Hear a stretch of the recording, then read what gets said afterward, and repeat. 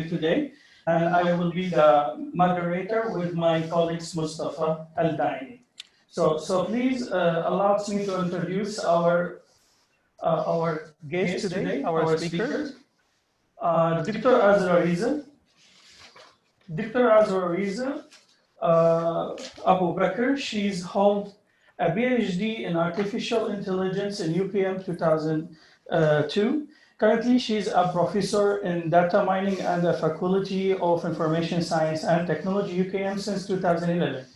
Moreover, she's the head of a Lab 40. She is the head of 13 research projects and member of 42 research projects. Also, she is a member of IEEE Computational Intelligence Society.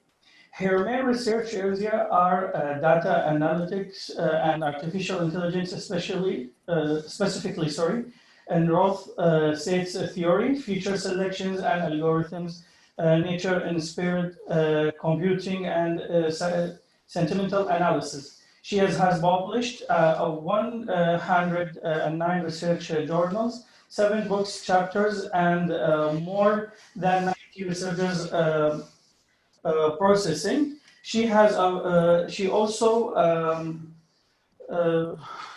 Okay. And she also have been examiner for more than 40 students, for PhD students as well. And the other speaker we have it is Dr. Amin Mahmoudi.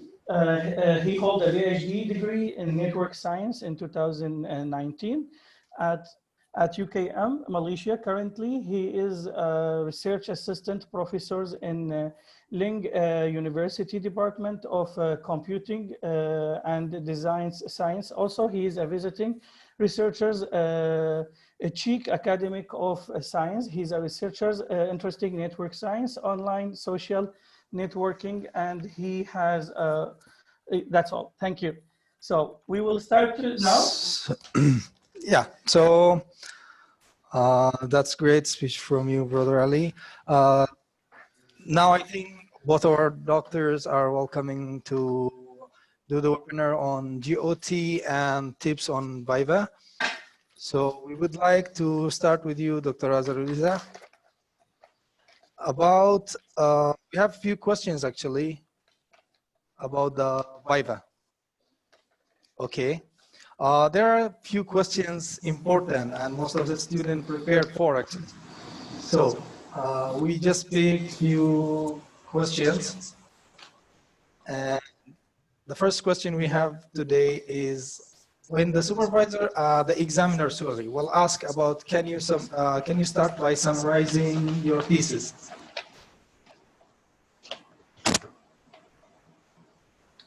Yeah. You hear us well, Doctor, or not? Yes, yes, yes. Yeah, actually, we want to know, like, when the examiner asking such as of these questions, what they want, what they are looking behind. They want to see, like, how is the students prepare himself, how his confidence, he's ready to get the degree of PhD, or what's exactly actually. We are confused, you know, like, especially some questions like we are already mentioned sometimes in the thesis. So most of the students have these questions, you know, and wondering, you know. So if you don't mind, as examiner. Okay, this is one, first of all, thank you for inviting me. It's our pleasure. Thank you. The key thing is actually to know your thesis inside out, okay? Mm-hmm. Thesis inside out is the important things. And then I think I have some slide actually to share, so that maybe Okay. slide will answer some of the questions more in structured way. That's right, yes, doctor. Maybe I should share the slides. Okay, I prepare some slides. So can I share it now? Sure, sure, doctor, sure. It may answer most of the questions more in structured. Okay. Okay, doctor, as well. Yes. So can you see my screen? Yes. Yes, it's clear. All right. Let me begin with what is actually the Viva. So it's only I will cover only a few slides before I pass it to Dr. Amin, maybe, right? Okay. That's right, yes. Okay.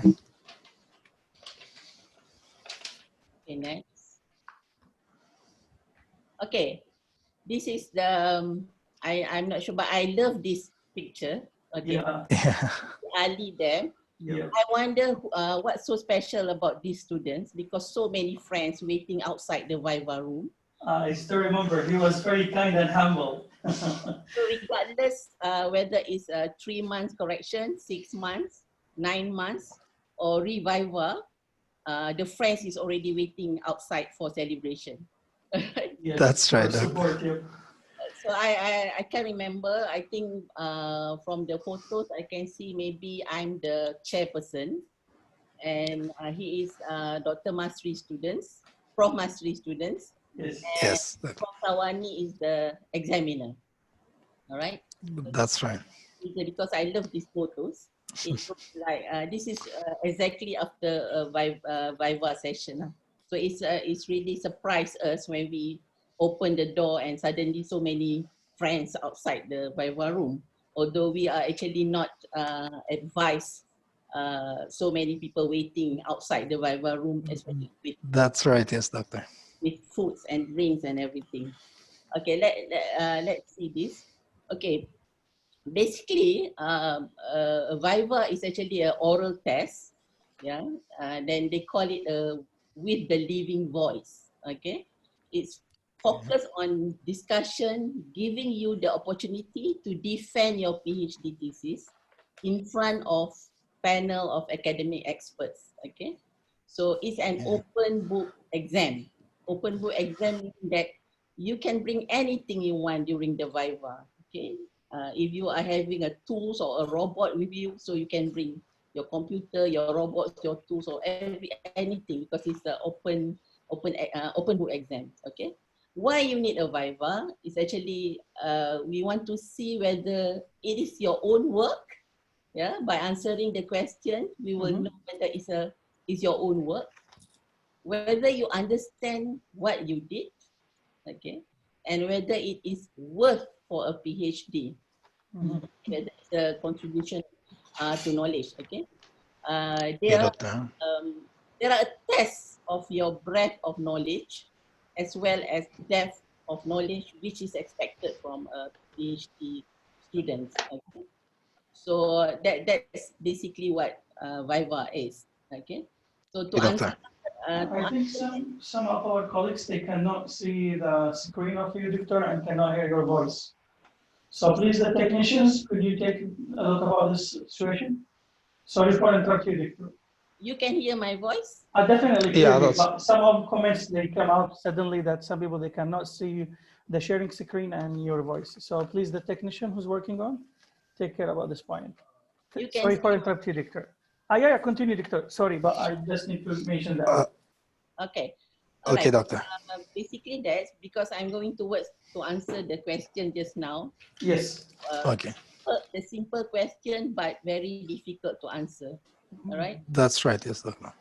So planning towards your Viva is actually an open and honest conversation about your work. So you feel free to disagree with the examiners. Okay. So to answer that question first, let me jump to several slides before I go to the Question.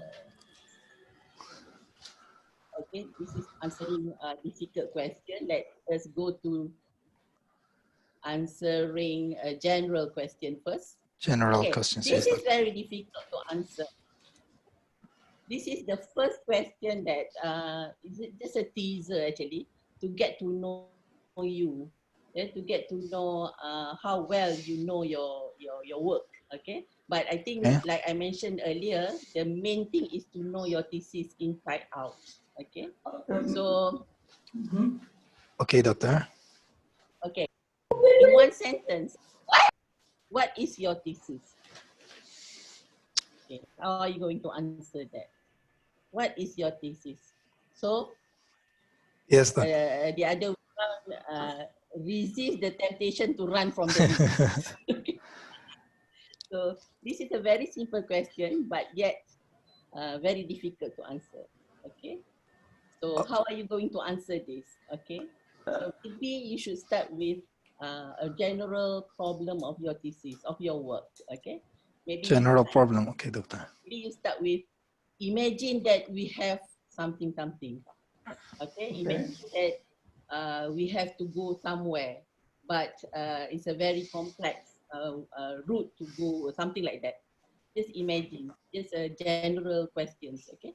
That's And then drill down to the little bit problems, but it's general. Don't be too detailed, because the detailed question will come out later. All right? yeah, that's right. There is many, yeah. So, And our colleagues are interesting to hear many questions actually from both of you. this is first questions, okay? But Yes. I'm telling you, personally, I hate this question, because it's not easy to wrap up. It's remind me about the competition about 3 minutes idea of your thesis. Yeah, I mean, summary your thesis in a 3 minute. Yes, It's too yes. hard. Good. How can I work for 3 years or 4 years, then I summarize my whole work in a 3 minute or in a sentence? Okay, that's the experience that you need to if you can write about 300 words, about 300 words regarding your thesis, which contain the background of your work, contain the background of your work, contain the problem statements, contain the objective of your work, contain the methodology of your work, content of the output or the outcome or the result of your work, and also the impact of your work to the society or to the people around you and whatever. If you can write this in 300 words, we call it an executive summary. If you can write this accurately in 300 words, meaning that you can tell people about what you are doing in your PhD in 3 minutes. Okay, so this is actually it's not easy actually, but if you can do that, meaning that you are very well in the know of your thesis. All right.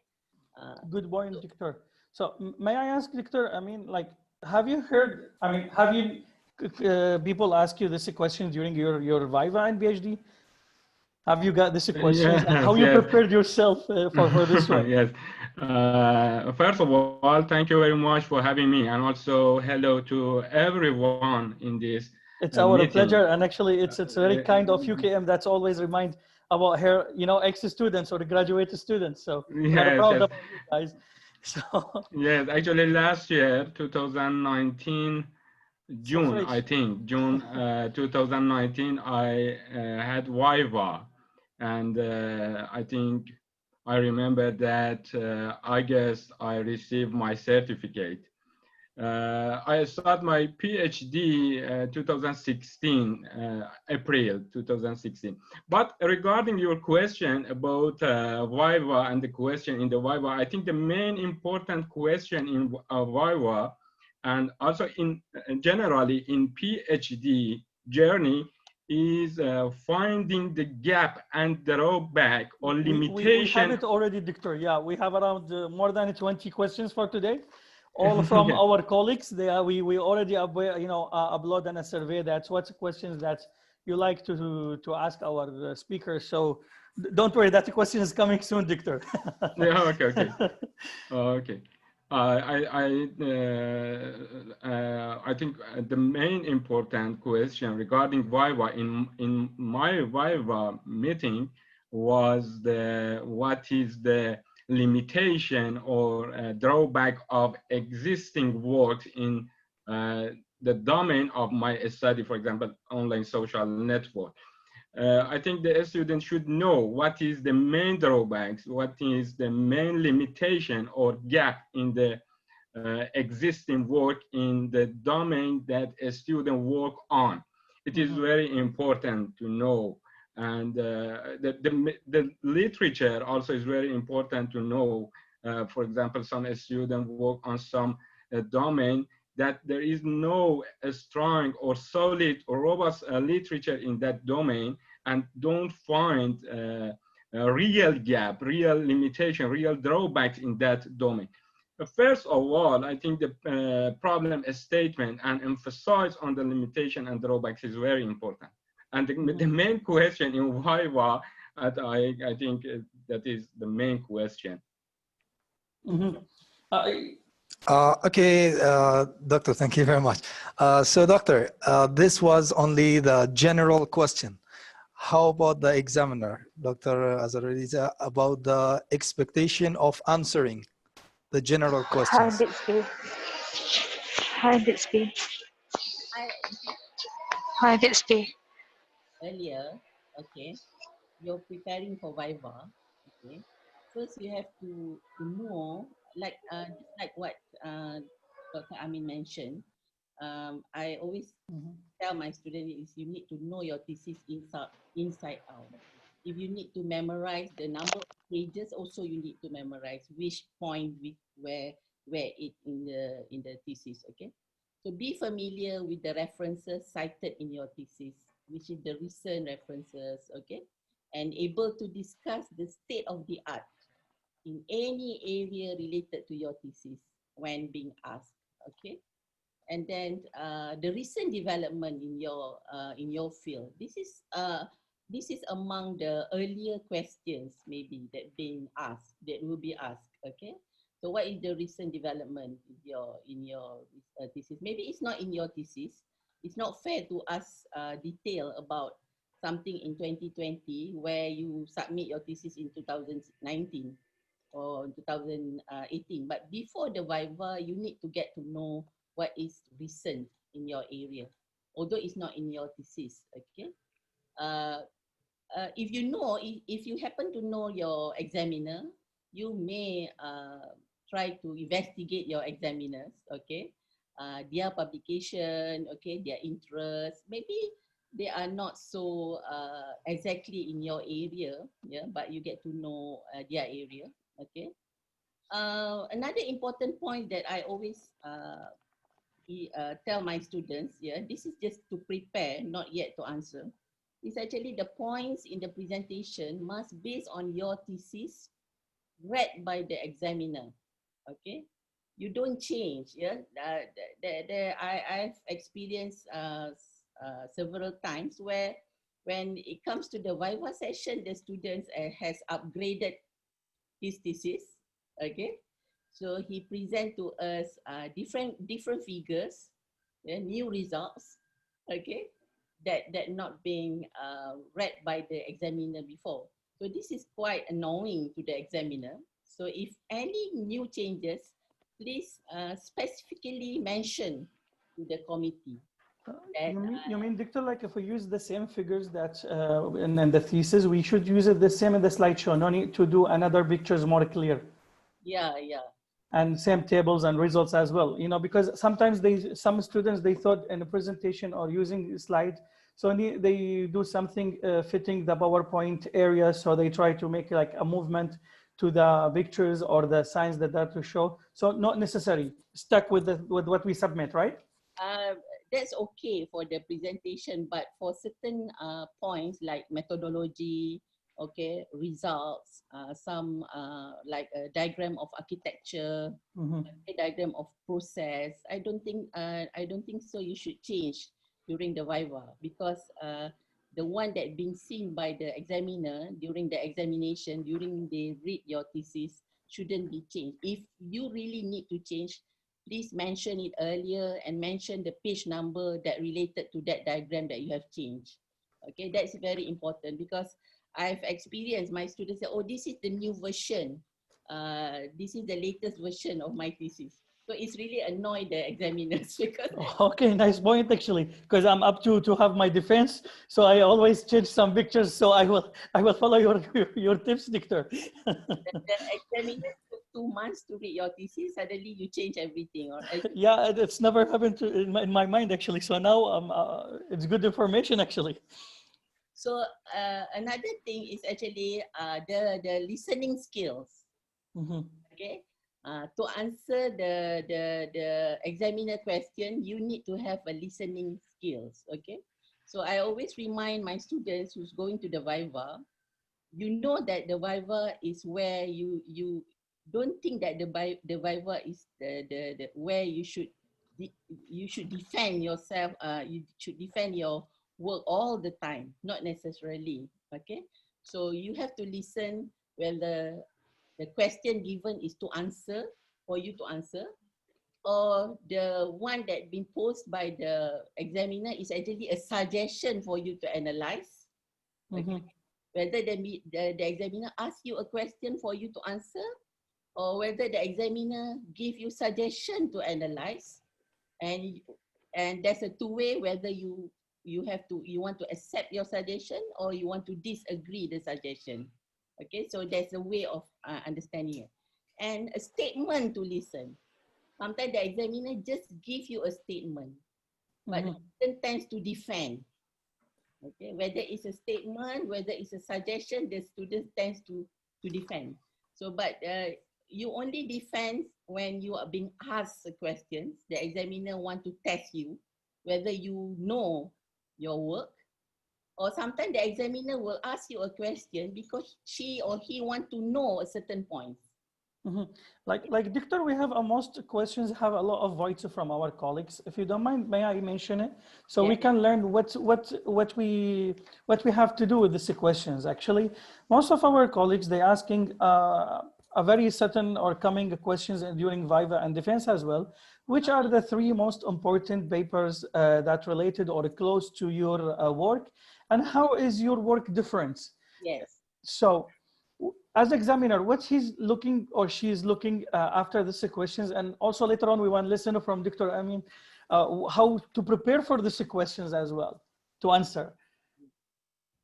Oh yes, me, Ali, you asked me. First, we want to listen from Dr. Azuraliza, if you don't mind, as examiner, what they looking for this question. Yes, actually, I want to say that I learned from Professor Azuraliza today also. Actually, as I see, Professor Azuraliza mentioned many important tips for Viva. The main important things that I heard at the current time is that she mentioned that about dangerous part of PhD journey regarding new version of PhD. For example, in the middle of the journey, in the way some students change their mind and focus on other topics or other issue in or their, techniques or methodology they use. Technique and methodology. And it is very dangerous. For example, after 2 years, maybe in the third year, some student change. I think this is very important, and also Professor Azuraliza mentioned again, expressed again about this issue. It's very useful. And I think, Ali, I learned again in this meeting. I'm surprised, actually. You know, like we are actually both learn. Actually, Dr. Azuraliza, we call it in our faculty between colleagues a legend. Actually, yes. Honestly, we learned each time we met her or we have a class with her. We learn a lot. Yes. Honestly.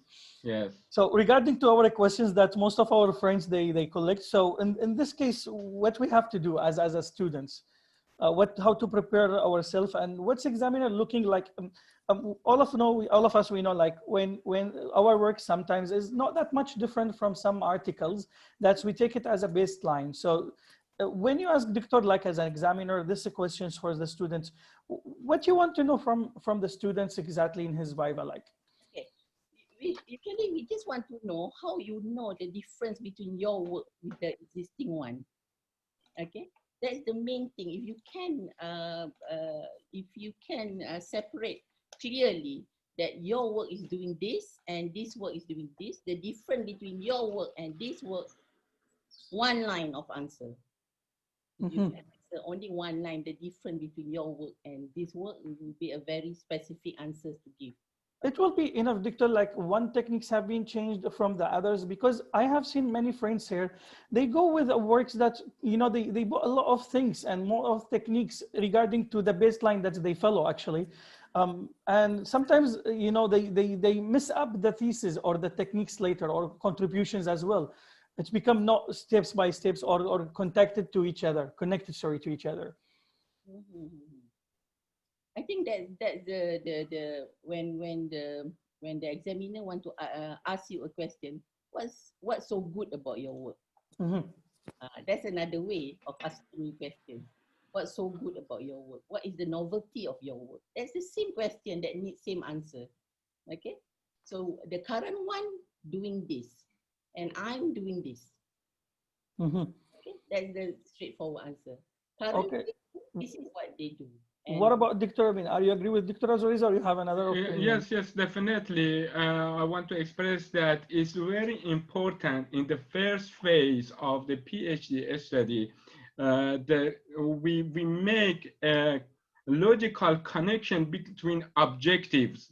Yes, when we make a logical connection, reasonable connection between objective as a chain, then we can smooth shift on objective by objective and make a logical connection between them. It is very important to know. And when we find another technique regarding each objective, we can make a logical connection between each technique and objective. And it's very important literature review in this regard. If we have good literature review, then there is no very significant difference between techniques and method. The literature review based on a very significant paper, high quality paper, actually prevent to change markedly in our PhD thesis. Okay, doctor. Doctor, thank you, Dr. Amin.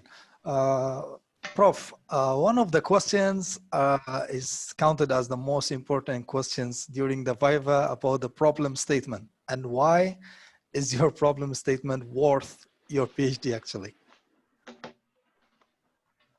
I think when you are doing your proposal for proposal defense, you will if you realize that your supervisor keep polishing your problem statements, all right? Because the problem statement is the key things of what you are doing, okay? It's the key thing of giving you what you want to do, okay? What is you are solving. That's why when you are in the process of doing your proposal defense, me myself, I always see the problem statements. If the problem statement is very clear, meaning that you can differentiate or distinguish between the problems, and you can categorize the problem in that particular area to several specific problems, and you can find all the related works that address that particular problems, then it will be clear for you to solve that particular problem. So problem statements will lead you to the research questions, and this research question definitely we map to the research objective. So that's why problem statement is the first thing to know. For you to extract a problem statement, to find the problems, you actually need a very good background writing, and also literature review, like mentioned by Dr. Amin. Okay, so knowing the problem clearly is very important, and writing the problem in 3 sentences. Okay, 3 problems, 1 problem in 1 sentence. If you manage to write 1 problem in 1 sentence, meaning that you are clear about your problem.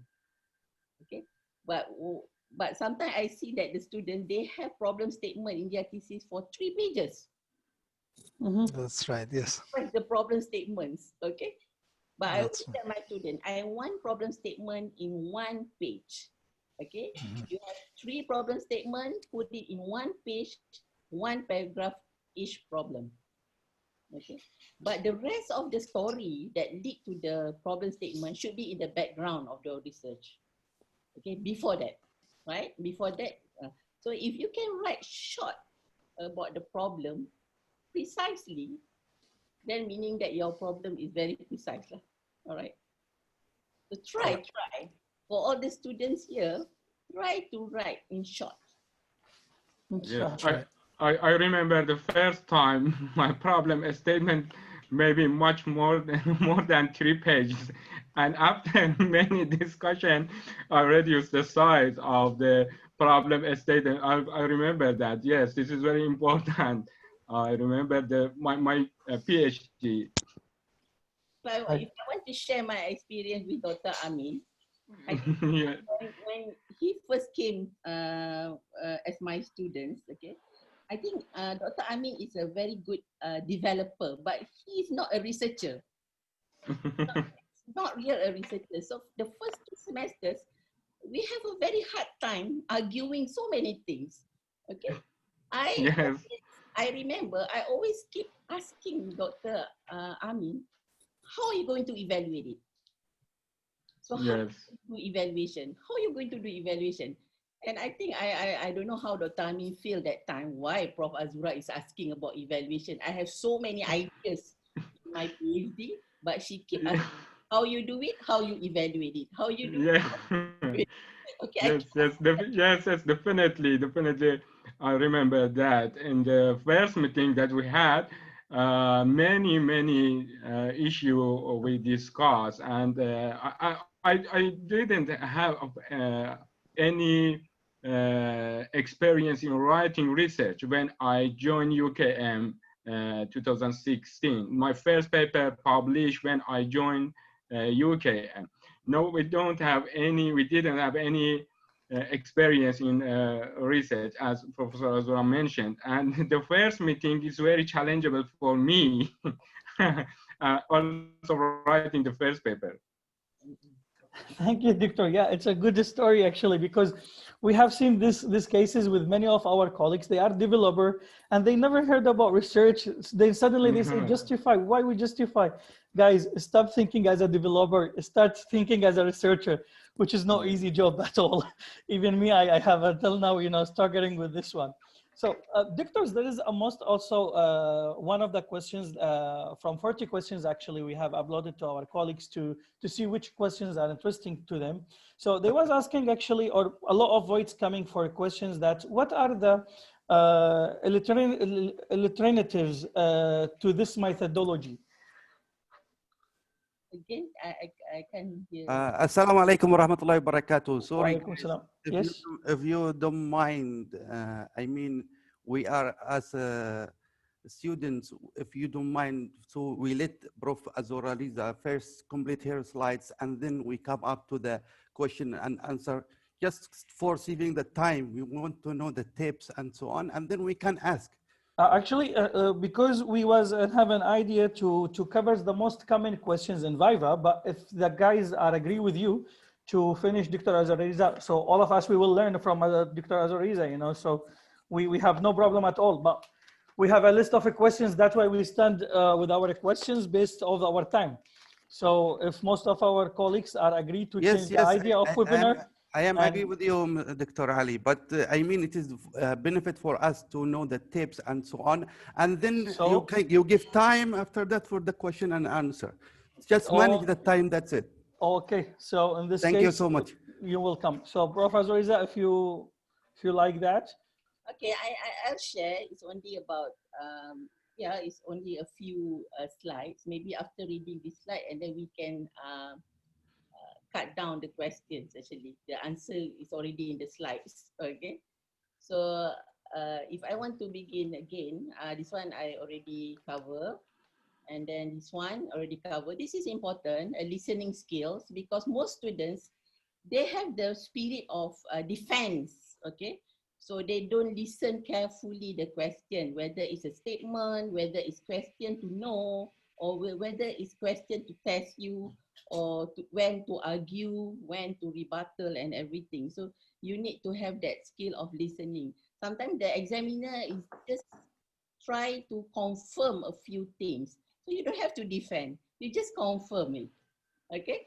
Sometimes the examiner, the way he or she asks question is she want to know certain things. She doesn't really want you to defend at that particular point. She just want to know something, just answer. All right, but there's some students, they like to defend all the time. So when they like to defend all the time, they don't listen carefully, whether it's a statement, whether it's a suggestion, or whether it's really a question. Doctor, how we know? Like, you know, like during that time, and for sure, Dr. Amin, also we want to learn from him how he have deal with this situation. How we know like this is like any questions or like this is and just wondering from the examiner. As you know, like during that time we will be, you know, confused and, you know, worry about our future.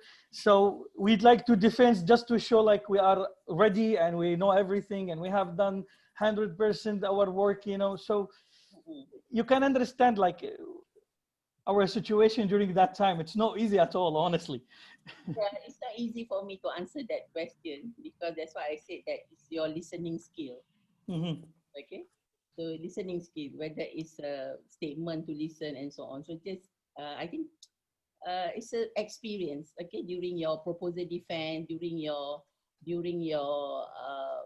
progress presentation. Okay, try to practice to listen. Okay. Mm-hmm. Good Sometimes point. the examiner give you suggestion, only the suggestion. If you don't agree, then you have to point out why you don't agree.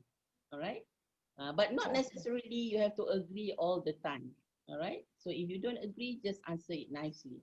Okay, let me continue just a while. Okay, handling the Viva questions. Okay. When you know your work inside out, so the idea should flow out from you without a lot of prompting. All right, so meaning that you are fluently answer the questions. Okay, take your time to answer the question. It doesn't mean that you have to answer right away.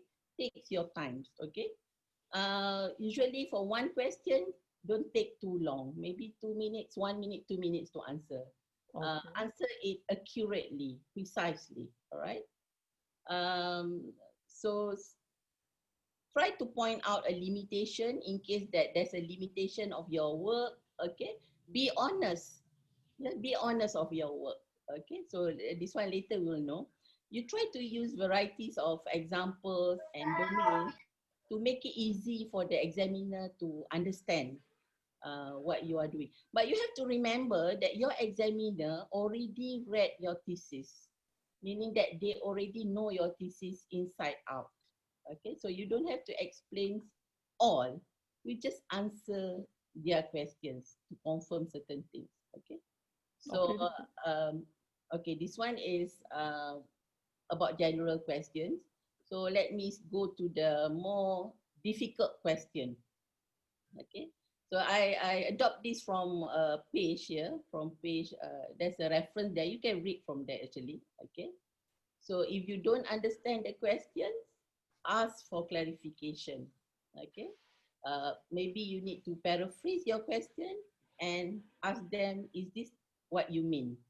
Yeah, to get more understanding about the questions. Okay, so if you have a vague questions given by the examiners, yeah, you take it as a challenge for you to understand more about your area.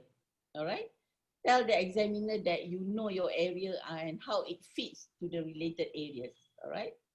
Okay, try to link the question to the question you have anticipated and the answers. Okay, so you should know well after writing your thesis. I don't see that you should worry too much unless other people write thesis for you. Yeah, you're right. All right. Okay, next. Okay, this is important if they have a misconception about your work. Okay, so sometimes there's sometimes that don't expect that the examiner understand every single work that you've done. Okay, sometimes they must have some misconception, misunderstanding during they read your thesis. Okay, so try to pin down and explain it. Okay. If you think the question is irrelevant, this is also occur quite many times during the Viva. Yeah, the student sometimes from the question the student know that the examiners get confused of something. Okay, so explain why you think is irrelevant. Okay, I think usually the examiner will accept the explanation. Okay. But the examiner also, in my earlier slide, they have many types of examiner, okay? They also have the one that always provoke, yeah? Try to provoke you, try to test you, how well you understand your thesis. But there's some soft examiner, okay, but soft but very strict, okay, very firm, okay, although it's soft but firm. So you try to understand the way, but if the examiner is very provoking, you don't have to provoke them again, okay? So you just answer it softly, okay? If you really can't answer the question, be honest, okay? Honest, and if you don't have any idea at all, you say it, okay? You say it. Say that I can't answer this on the spot, but I should be able to work it out in my own time, okay? So there's sometimes that there's a recent literature or there's some literature that you haven't come across, okay? This is actually, yeah, it's happened, okay? Then sometimes the examiner, usually they will Google, they will search your topics, okay? They will search your topic and then they will try to get some article that recent and try to compare with your thesis, okay? And then maybe they will ask you, why don't you refer this paper? This paper, 2019 paper, this person, this writer, okay? So if you don't come across that, okay, just answer it, okay? May I ask you questions, Doctor, here, if you don't mind? Because it's a good point. Like when we do the defense, like 2 years earlier, and the Viva day will be after 2 years after the defense. So for sure, many articles have been come out and techniques and the same points. And maybe the examiner reading the latest articles. In this case, what we should doing during the Viva, because we are not reading anymore the literature or developing the literature review. Chapter 2. So that's why before the Viva, you need to get to know the recent development of your area. Okay? Although it's not in your thesis, and actually sometimes we feel that it's not fair to ask you because your work is until 2018 for say, and your Viva is early 2020, and then you ask the 2020 works, okay?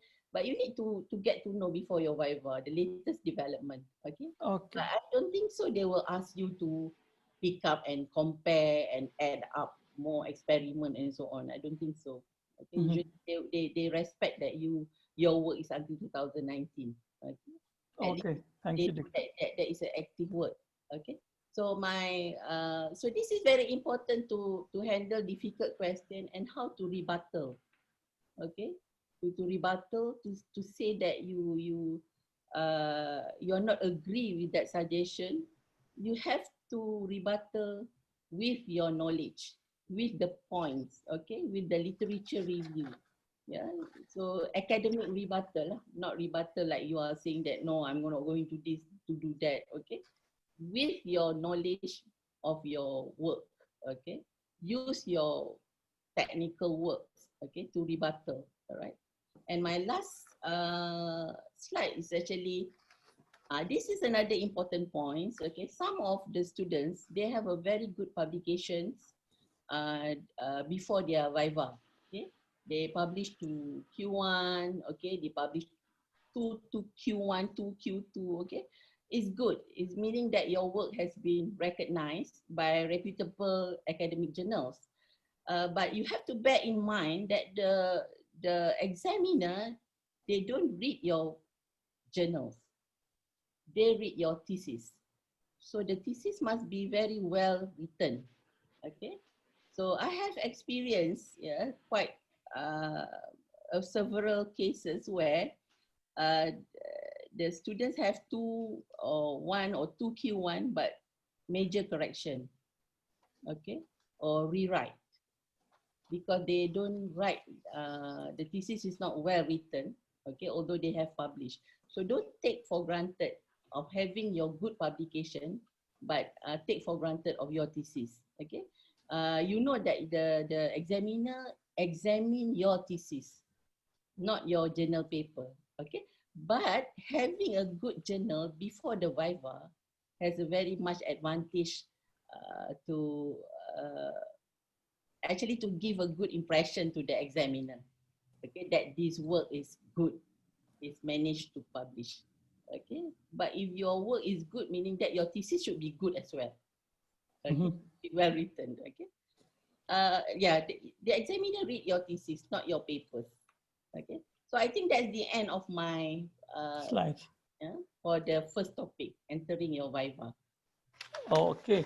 Thank you so much, Dr. What about Dr. Amin? What's your tips for the new students who will have Viva very soon?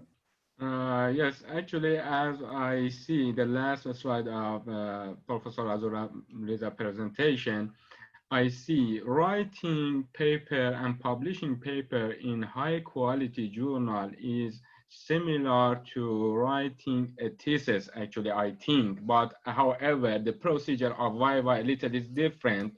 But publishing paper in good, high quality journal is very important because in each paper we implement chapter of thesis. You have background, methodology, literature review, problem statement, and conclusion, result, and sort of thing. Meaning that publishing in high quality journal help a student to have a good Viva and impressive. This is very impressive in Viva voice.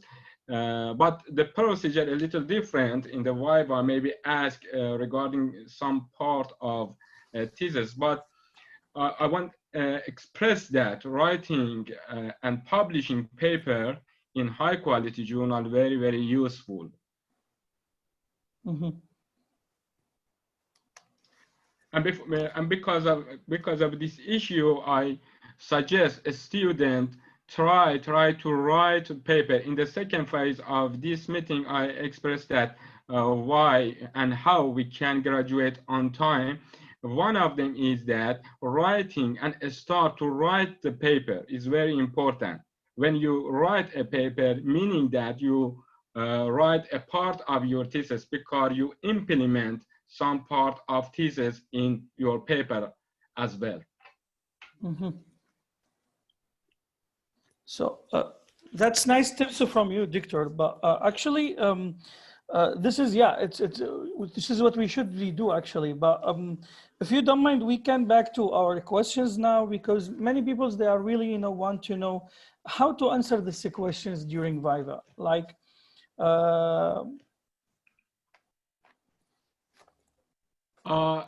If you ask me regarding how to answer the question, the main important point and tip that Professor Azuraliza mentioned about that is be honest. I think honest should be honest in Viva because definitely the experience of reviewer and examiners are much more than the student, and find that in each part students are not honest, and it's very important to know that a student should be honest and very careful to respond to the examiner. This is a very important point. Some students try to justify it in not good manner, and definitely examiners find in which part the students are not honest, and it is a very bad point in the Viva board. Try to be honest in the Viva and just writing and exact part of thesis. Thank you so much, Dr. So, if you don't mind, could I speak? Yes. Could you allow me to speak? Actually, we have a questions and answering later, but since you are opening your mic, so yeah, please do. First of all, I would like to thank Prof. Azuraliza and Dr. Amin and thank you for organizing such important topic that we all as students face. And luckily, I am soon going for the FIFA FOSI, and one of my examiner is Prof. Azuraliza.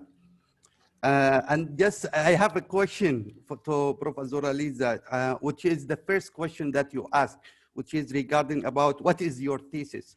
And she explained to us that we have to prepare around 30 words, 300 words, which is summary of the methodology and the problem statement and the objective.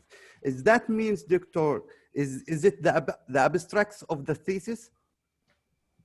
The abstract is more than 300 words. Yes, definitely, Doctor. Shorter than that. It's only about a quarter of pages, page. All right. Thank you so much. So it means that if you can write it well, meaning that you can put it, everything you do in brief. That's the thing that important. If you can put it, everything you do in brief and precise, then you can tell people in brief and precise. Mhm. Maybe later we should organize a workshop of writing a short summary of your work. All right. Okay. I hope you got answer about your questions. Yes, our yes, friends. exactly. Yeah. Thank you so much, So, Prof. and best of luck for your Viva. So, doctors, if you don't mind, we can back to some questions because really some friends, they are really want to get the best answer for these questions. Like we have a questions here. Most of the students was selected actually and the survey, like what are the strongest and weakest parts of your work? And in terms of these questions, how we should answer? For sure, each person have a different topics, but I mean, like in general, how should be the answer? Dr. Amin. Yes. Any one of you doctors who's want to answer? Yes. We are here to learn from both of you, doctor, today. Yes, actually, I try to learn from Professor Azuraliza, but based on experience about weakness and a strongest point in Viva, I think, again, I should emphasize that be honest, definitely our work, our thesis, each work of us definitely has a weakness. We should be honest about the weakness of our work. Definitely in the Viva, if a student be honest and say that the weakness of the work is probably due to the limitation of gathering data set. We should be honest and say that the weakness part of my Viva is regarding to availability of the data. It's very important. Definitely examiners know the weakness of our work because they carefully read our thesis. It's important to know that we should express the weakness part. Some part of our thesis is weak regarding the availability of data, maybe, or sort of thing, the situation, condition. I think it's very important to know each student, the weakness and strongest point, and clearly and honestly say that which part is very strong and which part is the weakness of the work. Definitely, each work has a weakness. That's right, Dr. Amin. Based on the weakness and the strongest parts in your thesis, some questions come how to evaluate your work, about evaluating your work. I would like to listen from Prof. Azuraliza. Yes. Yes, the Professor Azuraliza should say that how evaluate the weakness as a strongest point. Definitely, to be safe of answering those questions is really based on your thesis. Okay, so if you want to give some technical answers, you can base on your methodology. Yeah, how your works, how you carried out conduct your work, and how the experiment being done, and how the evaluation being done. So meaning that you not to say you go detail, but you go in more structured how you evaluate your work. Okay, so maybe you say that in my thesis, in my work, I have 3 important evaluations towards the go back to the research objective. Okay, and then it must be clearly how you evaluate your work when you base on your research objective, your methodology, and so on. So I think you should give more structured and technical answers towards that. Okay. About the weaknesses, Doctor, we can say like this is the future work. We can work on it. We can like highlight it later in the thesis. Like we have to write like what is the future work that we can do from our work. So can we address like this kind of the weaknesses, or still some ambiguity here? We can work on it in the future. So this is kind of the weaknesses. Actually, I don't prefer to use the word weaknesses. maybe we should we should use the word challenge. Okay? Challenge, nice. The challenge in my work, in my PhD work is this. It's in another way, actually, you are actually mentioning about the limitation of your work. So basically, the limitation of your work, you have already written it in the scope of your work, scope of your thesis. Okay? So the scope of your thesis is something that you don't write scope in such a way that you don't do this, you don't do that, you don't do this. In the scope part, you are actually telling them exactly what you do, and then how many, the size of data that you use, how many data set that you use, okay? So it's not about what you don't do, it's about what you do in your thesis. You put it in the scope. It sounds more positive rather than negative, yeah? Like some students just like, this thesis only use this. This thesis only is very negative. Okay, so you just mention what you do in what the size of the data and so on, what you already do in your thesis. But the limitation, we can put it in a more positive form in terms of the challenge and the future works, of course. Okay, sometimes during the Viva, yeah, there's a lot of argument, yeah. The examiner actually try to test you how you defend your work. Okay, so they try to scrutinize all the weaknesses, the limitation, everything. But at the end of the day, the solution is, okay, put everything as a suggestion for future work. After 10 minutes argument, okay, now you put that statement in the suggestion of your future work. Sometimes it happens that way, okay? They just want you to know how you explain the limitation. But don't use the word weaknesses, actually. We don't use the word weaknesses, okay? Limitations or challenges, yeah. Yes, limitation or challenges. Okay, Doctor, we already changed it in our slide. So limitation is better. Yeah, definitely, actually. Yeah, actually, Dr. Prof. Azuraliza, she has also addressed the other questions that what will be the difficulties. So I think she's already answered these questions as well. So, in your thesis. Yeah. So, Doctor, there's another question that how do your finding related to literature in your field? How I find findings related to literature in your field. How my findings related to literature? Yes, and the thesis regarding to the interesting area. I'm not clear about your question. Is it looking for the topic or what? Yeah, actually, for the topics, like how you find your topics from the literature review, how you came with your idea. This is the main questions. Or so that is the first question before you apply for PhD.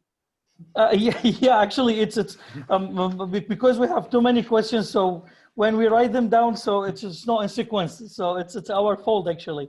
I think that will be answered, I think, during our discussion on GOT. GOT. Oh, okay, we will keep it for GOT. Keep it for GOT. Okay. Discuss GOT first and then attending the Viva. Okay. So, dear Mustafa, so do you have any questions to address here? Yes, I have question here. May I ask question? Oh, okay. So we have a colleagues have a, okay. We will open now time questions and answer for our colleagues. Okay. Yes, please. So yes, Prof, I'm Aisha. I want to ask you, what's your advice for students who are doing their thesis under grant? Because we can't change anything, especially regarding the methodological part. And if the examiner raised an issue about that, how can we answer that? I think my opinion is you should not tie up your PhD thesis with the granted with the grant project, with the research project that being granted to your supervisor, maybe, right? So it's different things actually. Okay, so your PhD thesis should contribute certain to the certain body of knowledge, which is must be recent, must be state of the art. Okay, but it's not to bound yourself to the research proposals. Okay, research grant proposals. Okay, so I just had the meeting this morning, telling that the research grant proposal might be different from the PhD research proposals. Okay, in doing your PhD, you must follow certain, you know, you have to find out recent literature, right? It's different from the time that your supervisor do the grant proposal. Okay, I did experience that with my students. Okay, I wrote we have a research proposal, grant proposals. Okay, so we win the grant. Okay, but I remind my students that I told my student that you don't get so tied up with what inside the proposal of the grant. Okay, you need to follow the you know the systematic way of doing your PhD. That's most important. But partly you may answer or you may fulfill the objective of the grant. Okay, so maybe during for me, my experience during I was writing my grant proposal, yeah, because it's maybe it's not a research, a true PhD grant. It's a grant proposal, you know. So you may add on something that unnecessary, something that not so recent, okay. But by the time you are doing your PhD, that's more recent that you need to take into account, okay. So it can vary a little bit. For me, if you ask me, you don't have to bound so much on your research project, okay. uh, Free yourself, yeah. Get updated and everything. That's what I always tell my students. Don't stuck yourself with this granted project. You have to go, because you keep reading. You will keep reading new things. Okay. Am I answering that question? Yes, your answer, but because my PhD, the major part of it is we are doing experimental study, so the methodology is fixed. We cannot change that. So I'm worried when I'm doing the Viva. So the examiner will raise up the issue on the methodological part. That's why I cannot go anywhere within that region for methodology. Why is it the methodology is fixed for the project?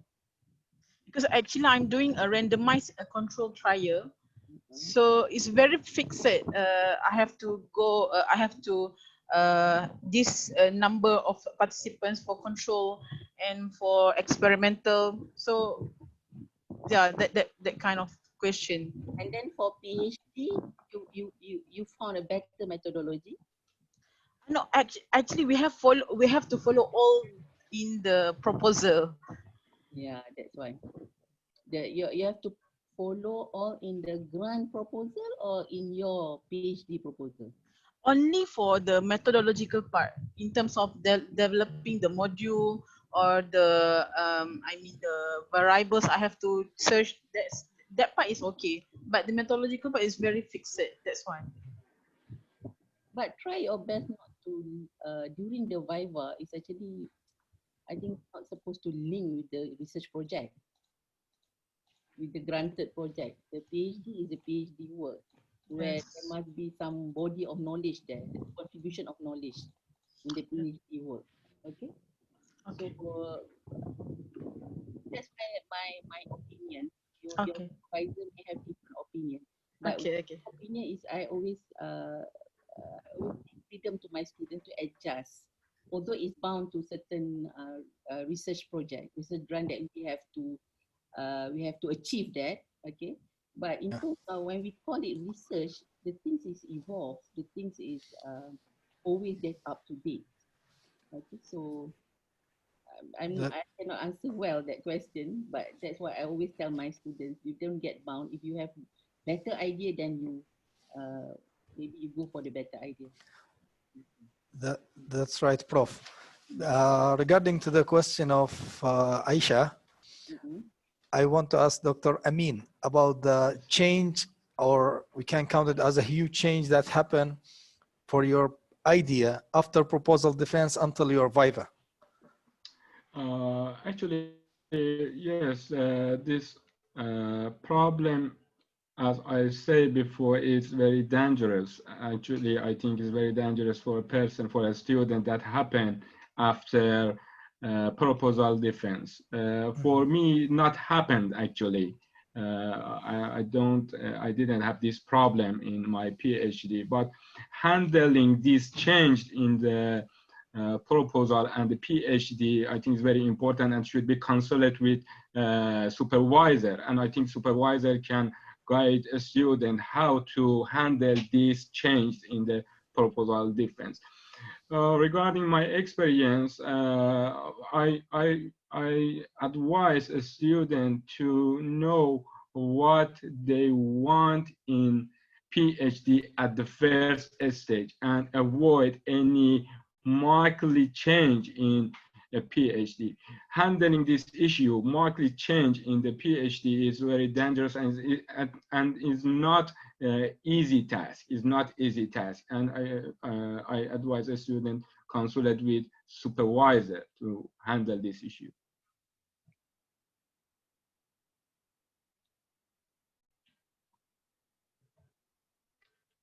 I think your voice is. My mic was on mute. Sorry. Okay. So, sorry, Doctor, I addressed you, Doctor, and I should address you as a prof. So sorry for that mistake. But because of the technician's parts in the beginning, when it's happened to my laptop, it was confused me a little bit. So, I think that the question by Aisha just now, they have two different questions. Once you change from your research proposal, yep. Your proposal, the one that you presented during your second semester, maybe, right? Yes. But the thing that raised by Aisha, I think she said that her PhD work is bound to the research grant project, so it's difficult to change. So she's worried about that. So there's two different things actually. I think the one that answered by Dr. Amin is the change from the proposal defense, right, Dr. Amin?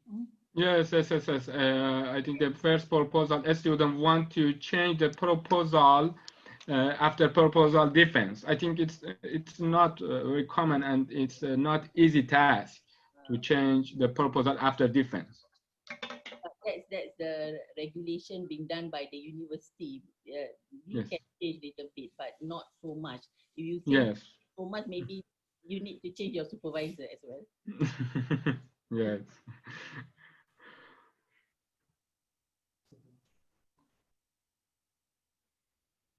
Okay, doctor. If in case, sorry, Prof, in case the research will not be funded, as a lot of the students for sure, and they choose the methodology based on the literature review or what's they interested in. So who will be interested in your work? This question make everybody scared during Viva actually. Who will be interested in your work? It doesn't matter actually what area, what work you do, as long as you have proven it academically. Yeah, you have proven it in terms of evaluation, yeah, and you have proven it that this is a novel, it's a new work. Okay, I don't think so. It doesn't matter who like it or not. Okay, it doesn't matter. Okay, who interested in your work. But actually, in finding the research topic, yeah, of course, we can take into consideration that points, okay? Because when your work is current, yeah, it's a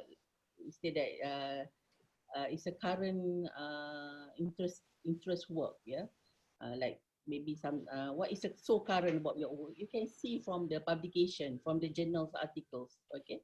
So it will make you it will make easier for you to publish your paper with that particular topics.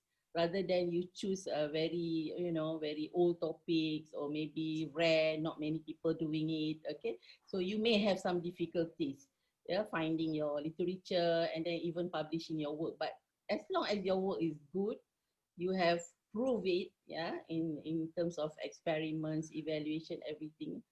I don't think so that we should worry about who are interested in our work. Okay. Okay, Prof, if you don't mind, like, there is a questions also have got a lot of voids here. What are the main achievements of your research?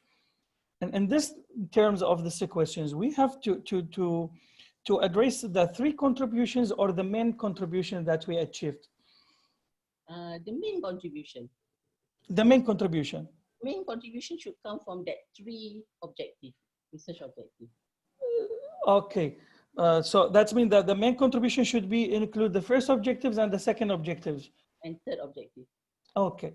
PhD should be three objective, right? Yeah, PhD 3, yes. Since we are PhD students, so what about Dr. Amin? What do you think about these questions? Yes, yes, as Professor Azuraliza mentioned that the main contribution is important. Based my experience, also the main contribution of my study is community detection algorithm, but three objectives of my thesis support the main contribution. For example, in my thesis, I try to find influential user, I try to find time interval, sort of thing. These three objectives support the main contribution of my thesis, which is community detection.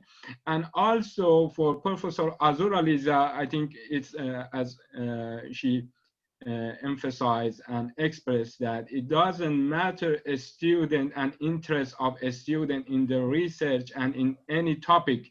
For example, maybe my my topic of study is not the main interest of Professor Azura, but she give me freedom to follow my interest.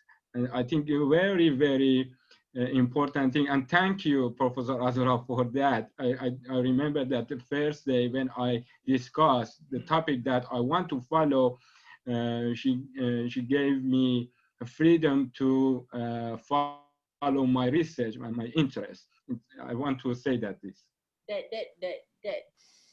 That point given by Dr. Amin is actually lead to our next topic, actually GOT.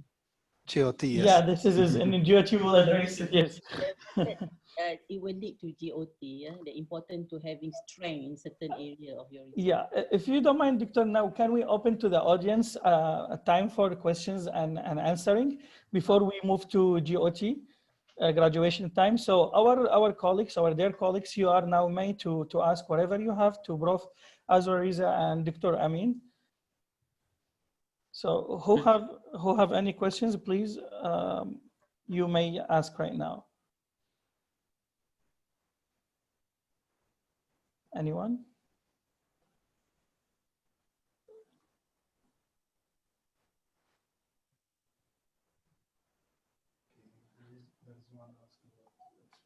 You can ask for permission to open your mic. So you just a reaction, guys, about a question.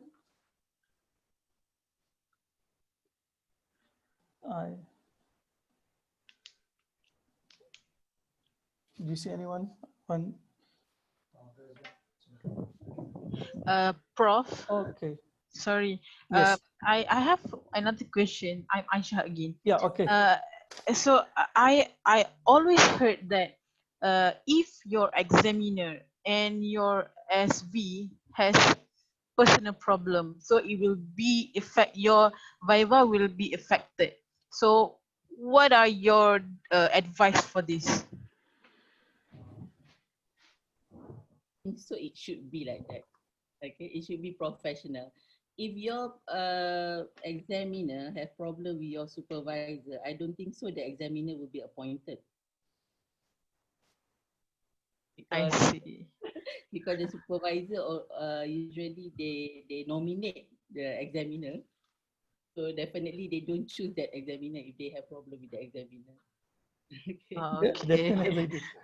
Because for the other university, my friends have a lot of problem with this. Yeah. So okay, so we won't do this, right? In UKM, we don't have such a thing like this. We are more professional here. Okay. It's rare actually. Okay. Actually, Thank the you. intention of the supervisor, definitely the supervisor want the student to pass. All right. And then the examiner also, they want the student to pass. They are not trying to nail down the student usually. Okay, they want the student to pass, and it should not have problem of some personal things, you know. It's I think we should be professional. Uh, uh, Thank you, Victor, about your adding. And if you don't mind, I want to add something. Like most of our colleagues here, they think like the Viva Day, it's like their judgment day, you know. So they are afraid too much. They try to defense. They are worried too much, and they forget to focus on the main concept, which is how to mention and clarify their work, their objectives, how they achieved it. And I think no one wants you to field in the Viva. Maybe they're asking to support you to answer something that you forget to mention in your slides. This is what I understand actually.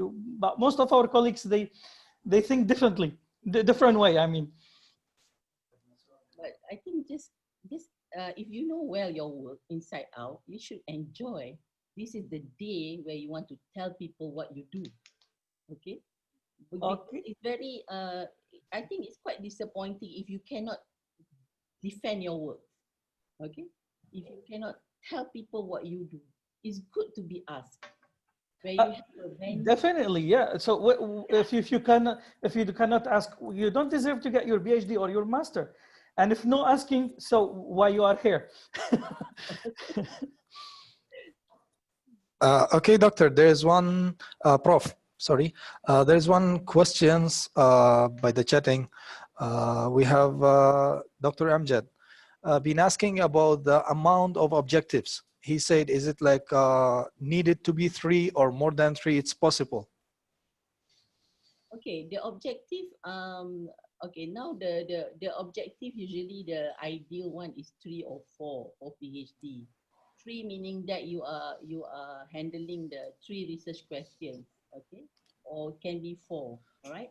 Can be 4. But with one objective, it can be more than one contribution for that one, but the number of contribution can be more than one. It doesn't mean that one objective, one contribution. That's right. Right? That's so, right, doctor. It can be 2 contributions out of that one objective. Okay. The ideal one is 3 to 4, but not so many, not too many, because each objective is actually carries its own problem. Each objective must have their own methodology and evaluation. So you don't wrongly put the objective. Each objective that you put, they have their own methodology, how to do it, and how to evaluate it, and what to achieve with that particular objective. So 3 objectives is ideal. That may contribute to 3 chapters of your thesis. Okay. Thank you so much, Prof. Dr. Amin, since you are last year was a graduate from your PhD, so could you please telling us what was your biggest wondering and worries before the Viva Day? Yes, actually,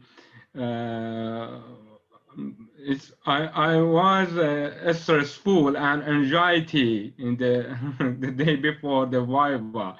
Actually, it's a big day for students. For example, after 3 years, 4 years, have a Viva. Viva is a very big day. For me, I was a little anxiety, but I remember that the day, the Viva day, Professor Azuraliza mentioned that to me, be relaxed, just be relaxed.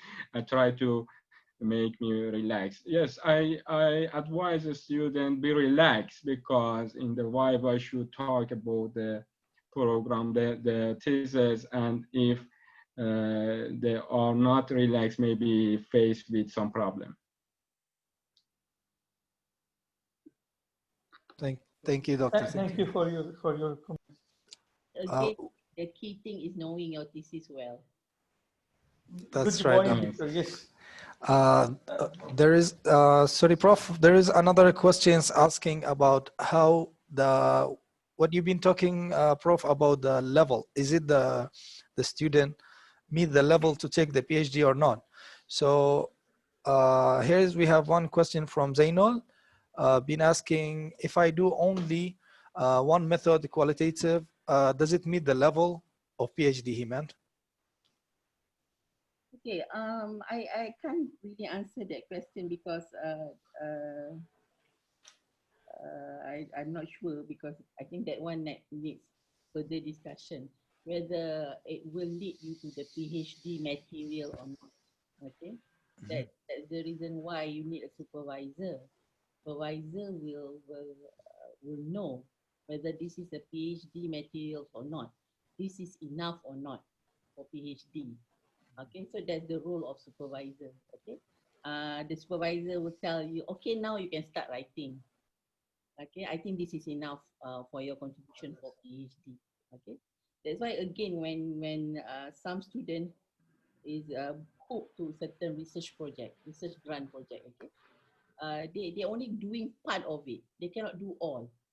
Okay, it's not fair for them. Yeah? They do as sufficient as for them to get a PhD.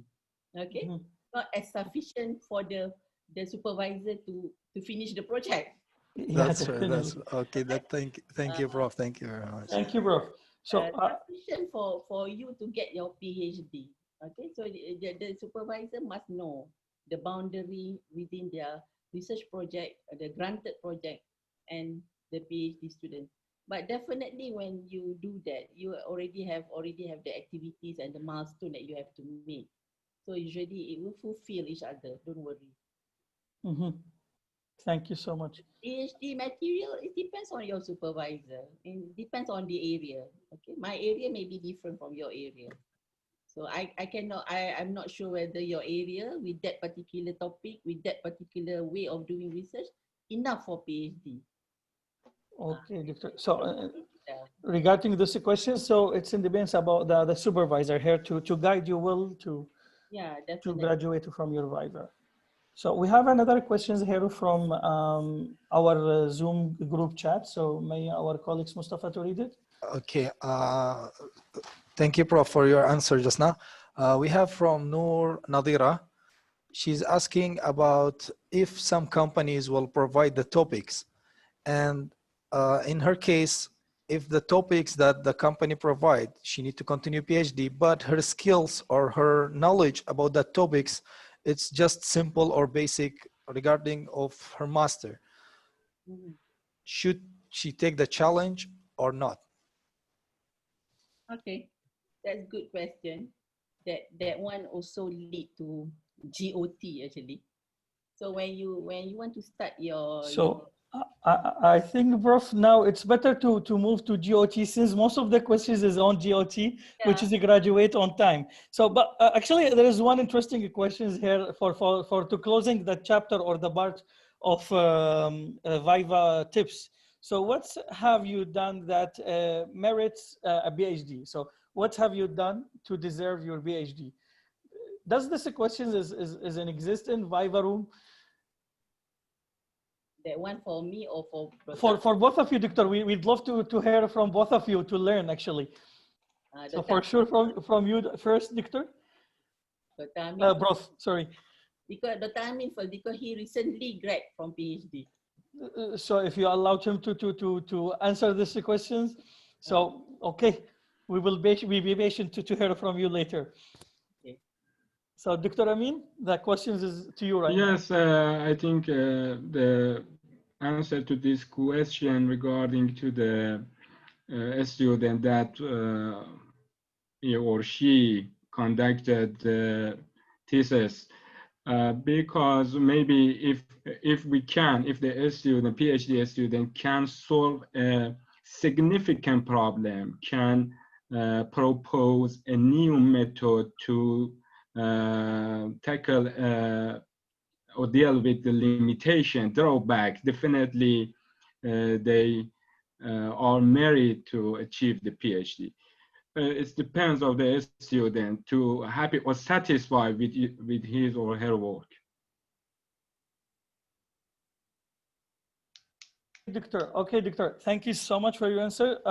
So I think, Prof, do you want to add something about what is make the students deserve his PhD? Okay, usually I think it's very rare for the student to fail their PhD. It's not easy for the committee to fail the student unless it is significantly the work is out of everything. All right. So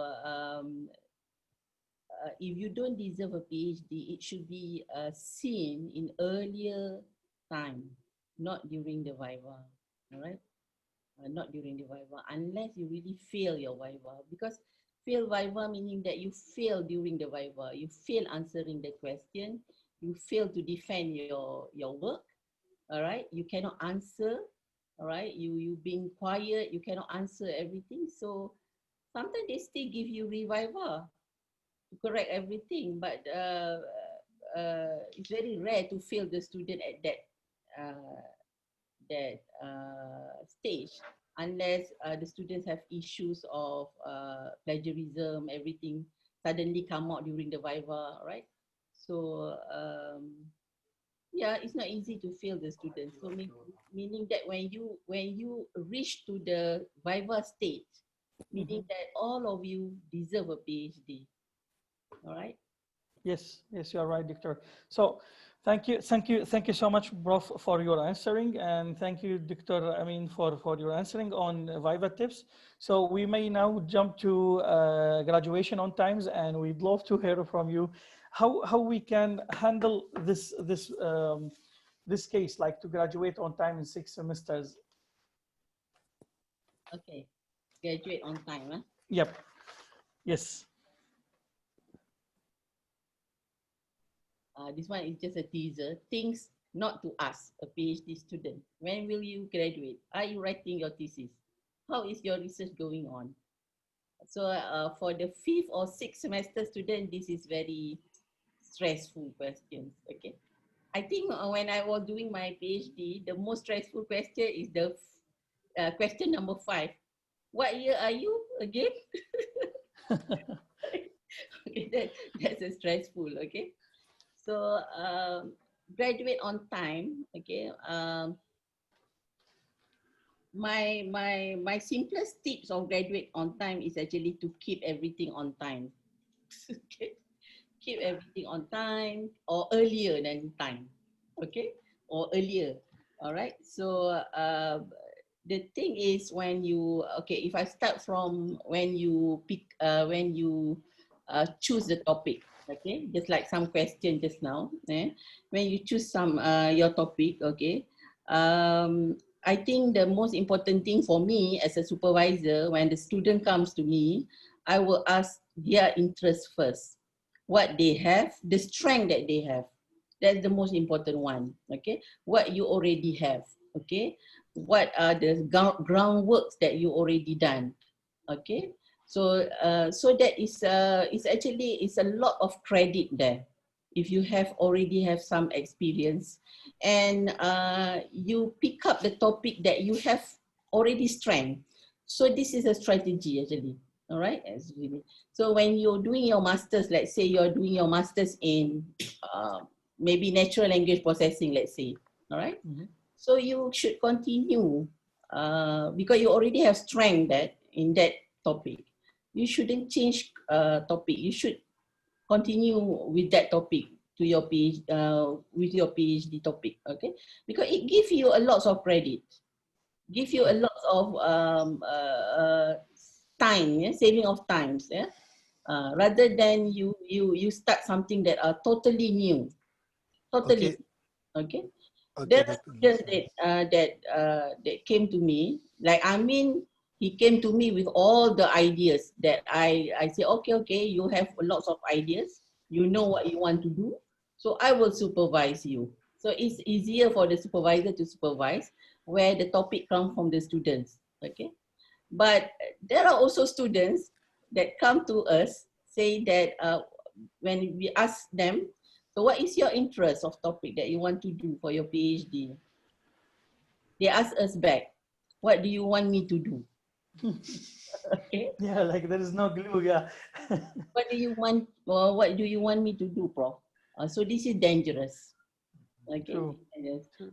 You have maybe it's totally new to you, so you have a very hardship. You have to start everything. You have to do the foundation, the groundwork during your PhD work.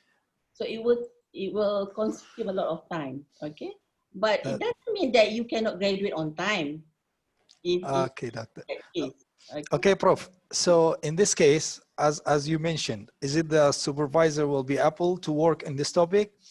Is it the students having his own topic? Regarding to our question here from Nurul Nadira, she asked how if she want to work on something being funded by a company, for example, but her knowledge is less about that. Is that will affect her GOT? In case, let's say the supervisor accepts, has no problem about working in this topic. There's nothing wrong having less knowledge about that topic, but you have to work double extra effort, okay? Because you have to pick up all the groundworks before, during your PhD, yeah, not before your PhD. So it doesn't, it's nothing wrong with that, but you have to double up your effort, your work, all right? That's right. Because it doesn't, it's okay. There's some students can also GOT with that. But what I advise is, for me, there's a lot of advantage if you already have some strength in your PhD topics. Yeah, you have already done something during your master's and then you want to continue for your PhD. So you already know. Okay, especially I think in, let's say in data analytics, in data mining or text mining, yeah, you are doing natural language processing. You already know how to pre-process the data. You already know the basic steps of pre-processing the data before you start your PhD. So during the PhD, you are looking for more novel methods, more the algorithms, everything. All right.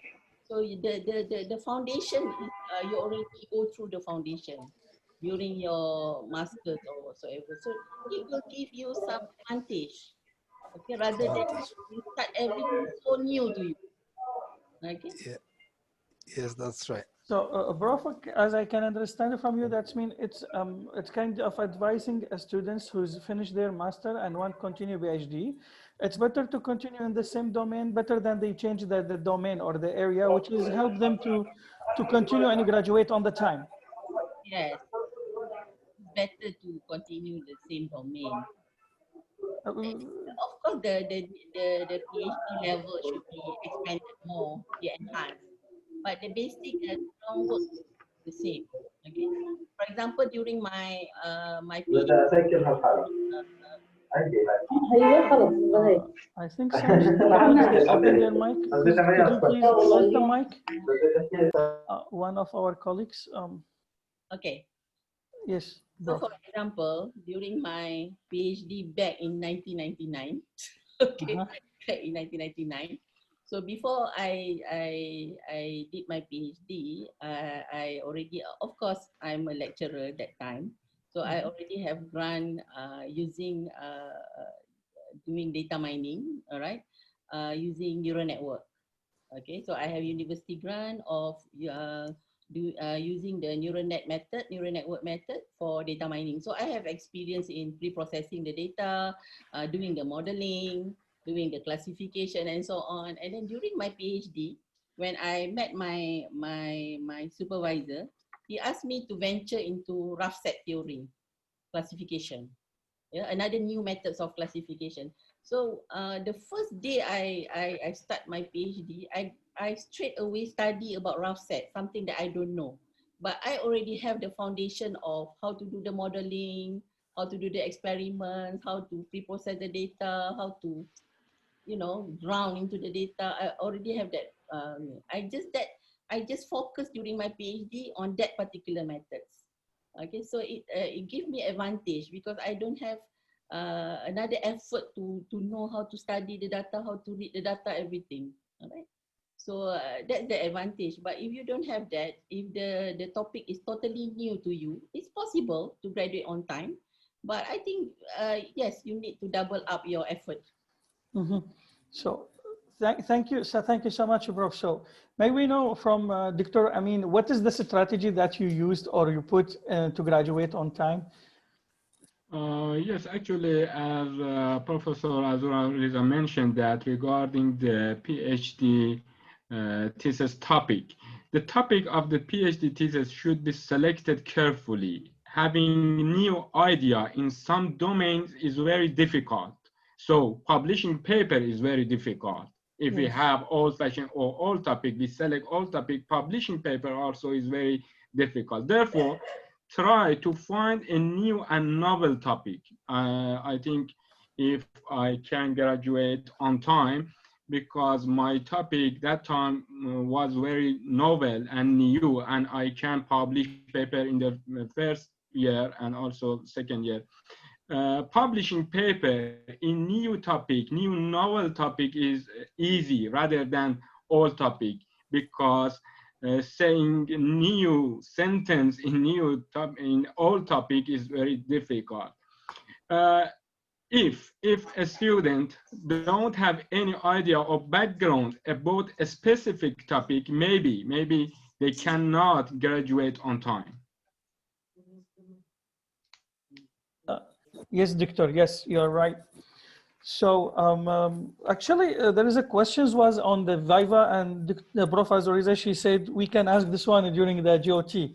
It was about the what were the, where is it? Sorry. Yeah. How do you finding related to literature in your field?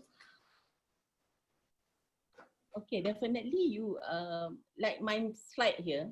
All right, my slide here. Yes. Selecting a PhD topic. Okay, something that you like I mentioned just now. Must do something that you like. You have spirit on it.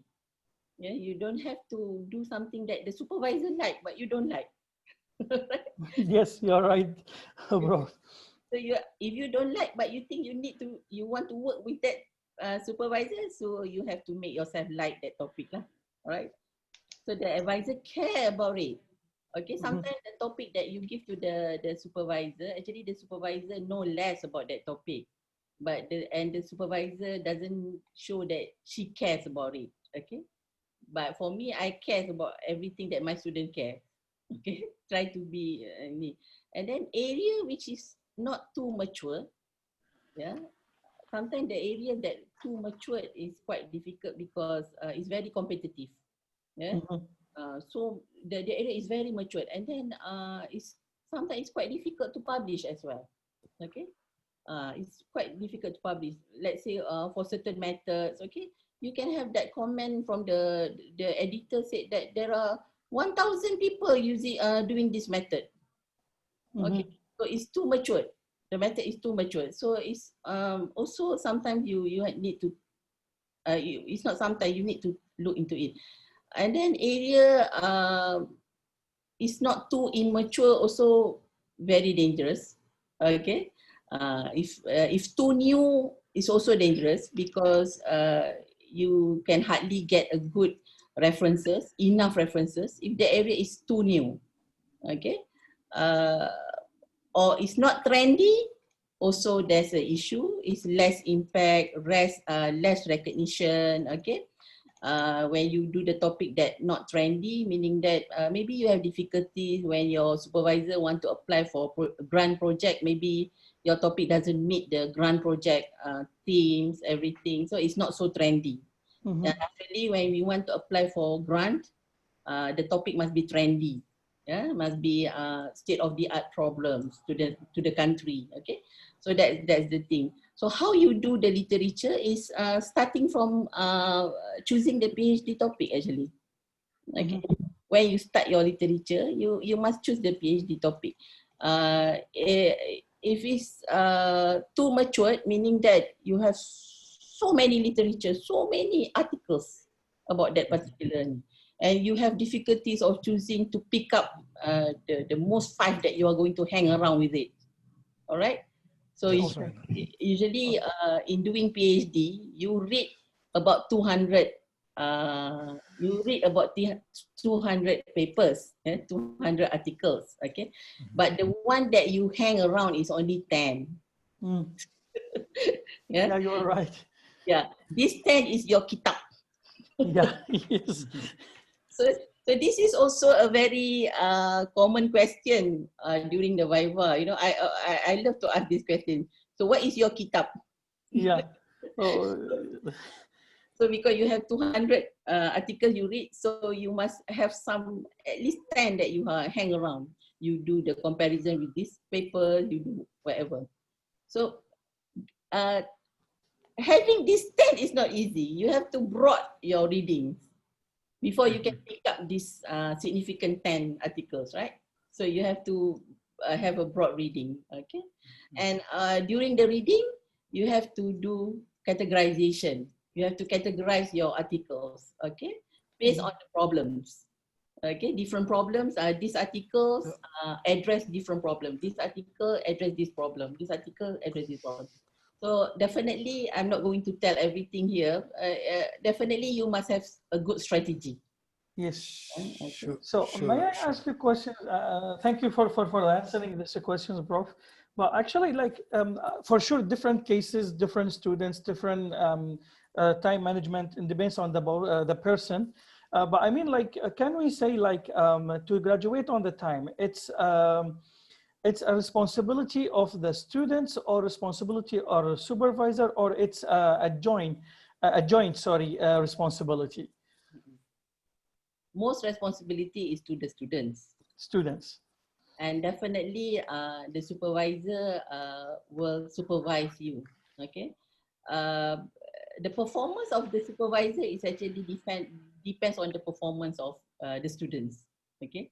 So sometimes people will say that Prof. Azura is a very good supervisor. Some students say that Prof. Azura is not a good supervisor, okay? So it depends on how you manage your supervisor, okay? How you manage your time and you mean, Prof, like the student should be, you know, like try to visit the dictator, I mean, or his supervisor frequently, or try to show himself many times and try to sit with and discuss with the supervisor frequently, or it's only when he has something urgent that he need to mention, they will arrange in a meeting? Okay, there are many types of students that I Yes. experienced, okay? One type of students is they just like to be alone all the way, and when they have problem, they try to manage themselves, and they've been away for many weeks, okay? But there is also students that have a sense of urgency, okay? I like this type of students. Amin is one of it. Very high sense of urgency. Sometimes he makes me stress. He keep coming and keep coming to me and try to confirm so many things. Okay, can I do this? So if I want to do this, can I do that? Okay, so it's good actually, but I think you should meet your supervisor frequently during the first 2 semesters, during semester 1 and semester 2. Okay, it should be more frequent. Okay, and then once you lock your problem statement, you already lock your objective, and you know what you want to do. Maybe you can see your supervisor once a month, okay, or when you have something to provide, yes, to discuss about. And then another thing is, the first 2 semesters, I realized that, of course, if you are new in doing your PhD, the first 2 semesters, usually the supervisor do the talking, okay? Supervisor give the ideas, give suggestions, you should do this, you should do that. But only for the first 2 semesters, okay? But during the 3rd, 4th, 5th semester, if the supervisor still do the talking, this is bad sign. Okay. Third semester, 4th semester, I think the student should do the talking. Okay, the student should be able to make making decision. Okay, Prof. Should be able to tell that she or he don't agree with the supervisor. Okay. I see. When So, it comes to the third and fourth semester and above. Okay. If third semester, fourth semester, still every time you come and see your supervisor, still the supervisor do the talking. I think it's a sense of there is something, yeah, between the students, yeah, and supervisor. Maybe the students, he have something in his mind, but he didn't clarify it enough or will to supervisor. And I mean, they are not agree about something, maybe. or they don't have anything in mind. It depends, yes. So and they will say that the supervisor keep changing ideas. Because what? The supervisor keep changing ideas because when the student come and see the supervisor, they don't give the supervisor ideas. Yeah, true. Yeah, I agree with you 100%. If the student's empty, how can the supervisor will guide him or guide her if you don't know about what you want to do? Why you enter your PhD if you don't know what you want, or why you will not deserve your PhD if you don't know what you want to do? Yeah, you are right, the Prof. So a good student is actually where he comes after 3 semesters lah. After he come and see the supervisor and he do the talking and he lock the supervisor, not give more ideas. This is my ideas. Nice point. So thank you, Prof, so much for your highlighting about Dr. Amin. So what's more tips you can give here for our students, because we are running out actually of time, and also we need to hear from some students questions about graduate on time. So please, yes, help actually, our students. Yes, regarding previous question, no one cares as much as a student to graduate on time. Please, a student keep on mind. No one cares as much as a student to graduate on time. So a student should have a rigorous plan, and a student shouldn't wait to have a meeting with supervisor every week. If I express that if any problem appears unspecified, make reasonable assumption that will let you solve the problem while preserving the spirit of the thesis. Yes, no need to have every week meeting. And another tip is that as soon as possible, write a systematical literature review, SLR review, in first year, and very careful to find appropriate paper. It's very important to find good journal, good, high quality paper. And another issue is that don't afraid of writing paper. Start to develop your idea by writing paper as soon as possible in the first year.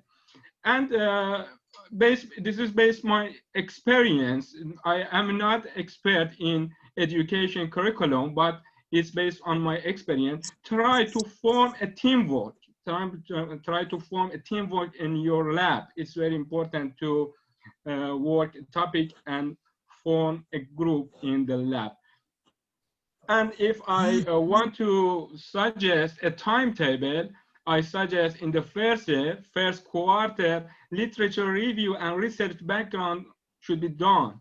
And second quarter, developing research question, research objective, research statement. And in the third quarter of first year, submitting research proposal. And fourth quarter should prepare first paper draft. In the second year, objective 1 and 2 should be done. Yes, in the second year. And at least submission 2 papers at the end of second year. And at the end of second year, fourth quarter, supervisor and a student should have an agreement on the whole thesis. Yes, if a student want to complete PhD in 3 years, at the end of second year, a student and supervisor should have an agreement on whole thesis. And in the third year, first and second quarter. Objective 3 should be done and submitting third paper in the first and second quarter of third year. In the third quarter of third year, thesis should be finalized. In the third quarter of third year, thesis should be finalized, and the fourth quarter submitted thesis. For example, I submitted my thesis after 2 years and 8 months, and I wait 6 months to Viva boys. This is general tips based on my experience. That's I'm not very helpful, doctor. That's very helpful. And it's actually answering already one of the questions we have here by the chatting on Zoom. One of our friend be asking about the graduate on time. What's the most appropriate timing to submit your proposal defense? So as you say, the proposal defense need to be done by the second semester, end of second semester. That's ideal. Yes.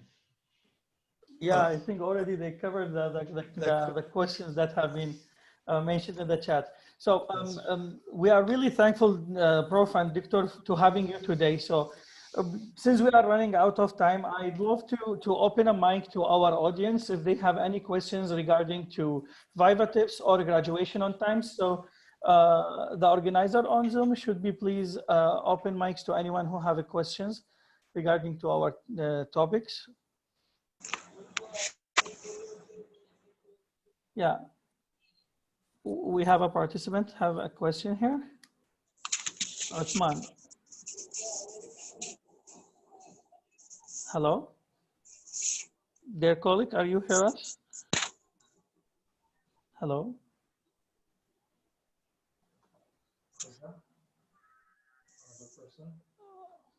Okay. Please, who have a questions reaction below to open the mic for you.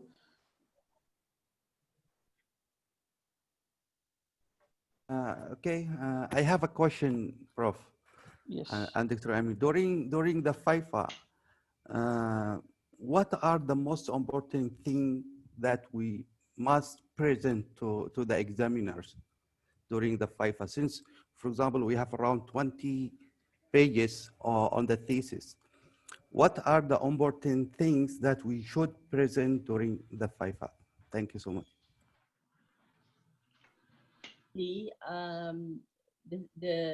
Basically the examiner has already read your thesis, right? So already read your thesis.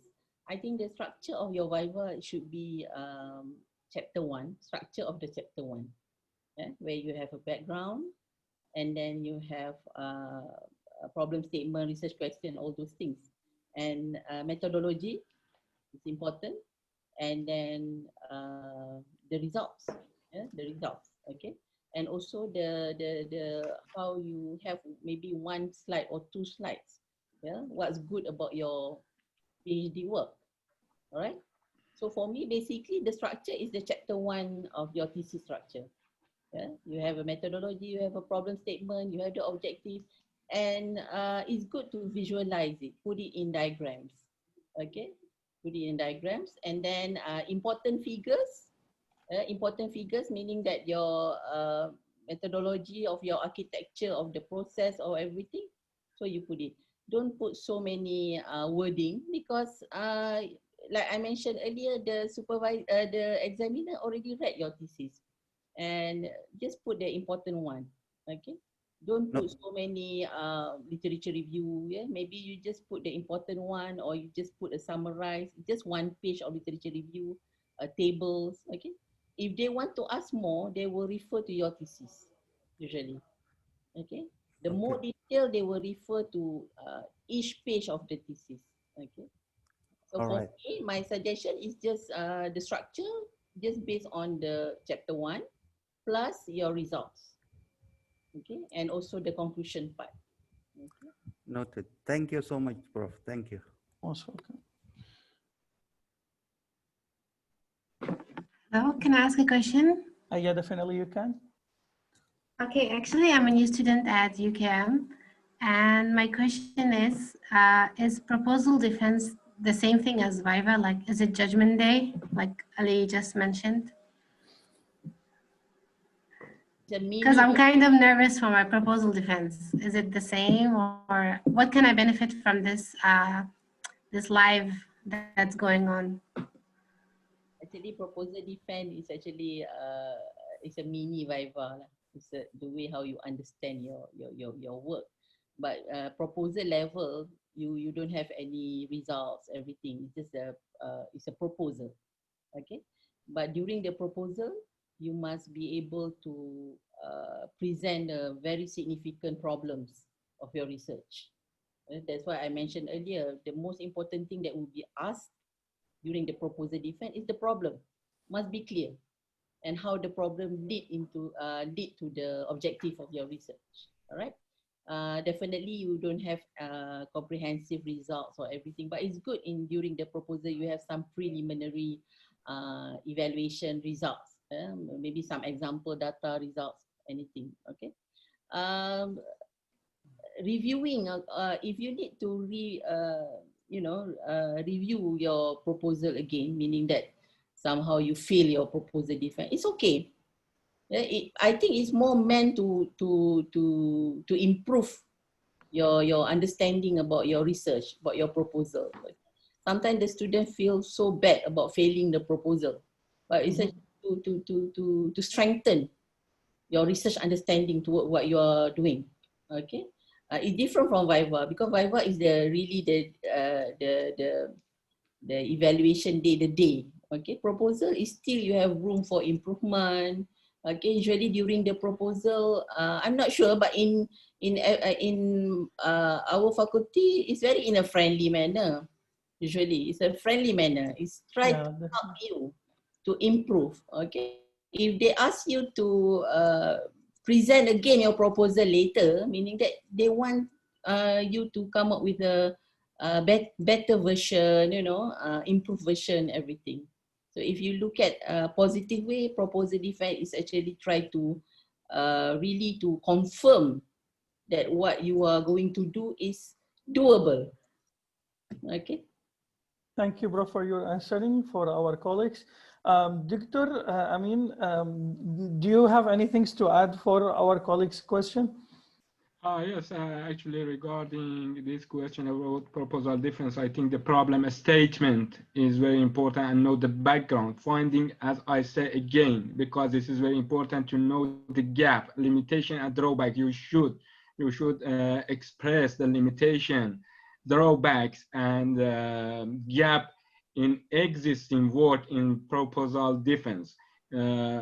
Focus on research statement. Background should support your hypothesis, and also you work on literature review. Try to find the best literature.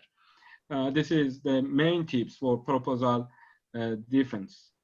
And regarding the previous question about Viva, which part is important, it's very difficult to say that which part is important, because all parts are important. A student should focus on all parts, all chapter, not only, I want to say that chapter 2 also is very important.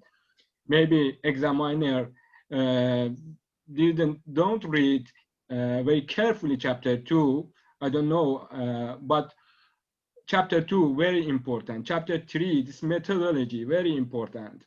In conclusion, evaluation is the main part. Evaluation regarding to literature review, it's very important.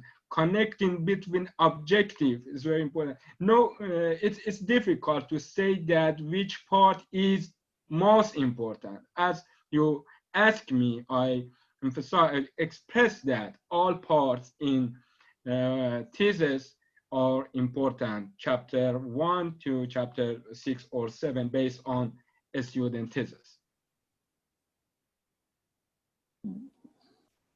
Thank you, Doctor. Thank you so much. Okay, thank you, Doctor and Prof, for this speech.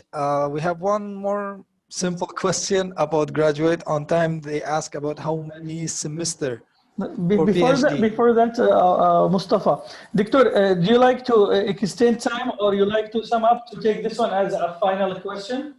Because we are run out of time, our webinar should be end on 5, and it's almost 5 minutes to 5. So up to you. Let's take this question. Okay, Doctor, Prof. It's a simple question, I think. Just how many semester is the GOT for PhD? In UKM, Mahfouza been asking. Yes, for UKM. for UKM is 8 semesters. 8 semesters. It's 8 semesters.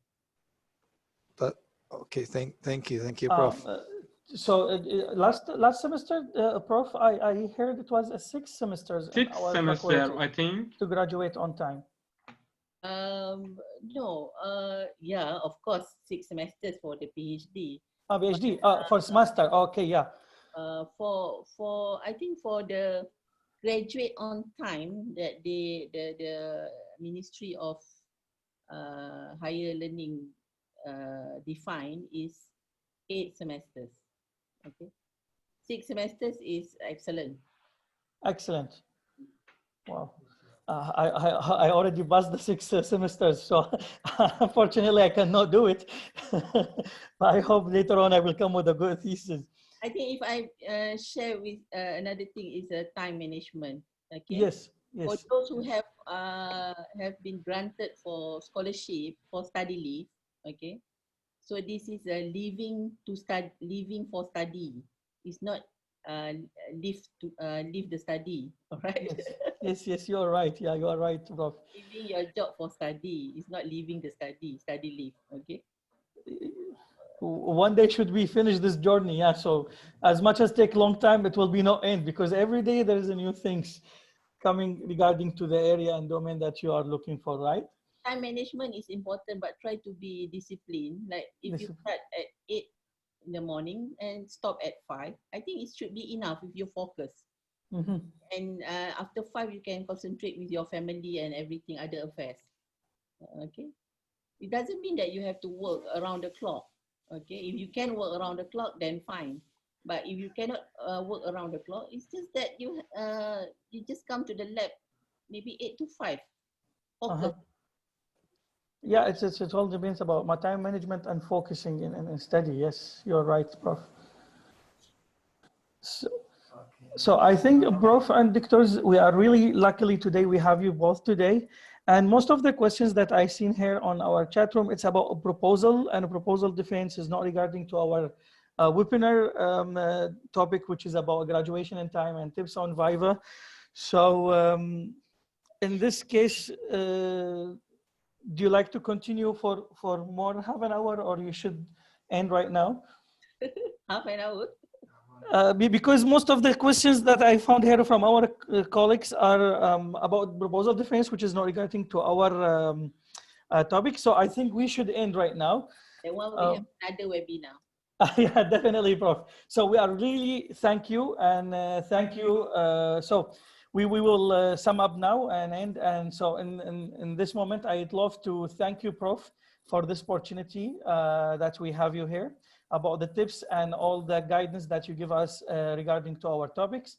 And also I would love to thank Dr. Amin for the tips and guidance that we get from you. We are really learned a lot from you today. Personally, for me, I learned a lot. No, thank you very much. It's a pleasure. It's really a pleasure to have you here, especially with the Prof. Azuraliza. You know, like she was supporting me a lot in my master, and she was, give me a lot of patience and hope to continue my study. Especially, I had a lot of troubles in my beginning of my life of researcher. So also, I'd love to thank our colleagues.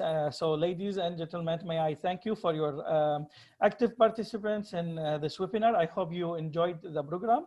Finally, thanks everyone in FTSM, especially CAIT program, for the wonderful opportunity. Also, I'd love to thank UKM for this support, and I'd love to thank my colleagues, Mustafa, who support me a lot to handle this webinar. And finally, we'd love everyone stay safe and stay home. And thank you a lot for this opportunity and this time. Thank you very much again, Prof. افتح المايك. Sorry. Thank you very much, Prof. Azuraliza and Dr. Amin, for your time and for your knowledge, for sharing your tips and advice. For sure, it will be helpful for us first and all of our colleagues. And thanks a lot. Yeah. And in the end, I'd love to remind our colleagues and participants to fill up the feedback from the post in the chat. Okay. Also, thanks to you, Ali and Mustafa, for arranging this meeting, and many thanks to Professor Azuraliza. I enjoy. I see you again in this meeting. Actually, this is the idea behind that. We want to see the relationship between the supervisor and the news dictator. How is the relationship? How is the deal? How is the feeling after a long time of graduation? Yes. For me, it's a very good day. I'm very happy today that we are honored Ali, today Mustafa, that we have both also of you. Professor Azuraliza. So if you don't mind, we just want a minute from you to take the picture for our winner to memory. To take a pictures, screenshot, I mean. So you take it, please.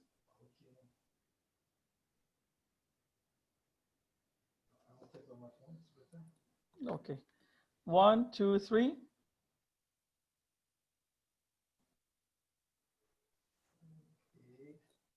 Thank you so much. And have a good day. And assalamu alaikum wa rahmatullahi wa barakatuh. And jumba lagi, inshallah. Thank you. Bye-bye. Bye-bye. Have a good day, sir. Assalamu alaikum. Bye-bye, Prof. Bye-bye. Bye, Prof. Bye. Alaikum assalam.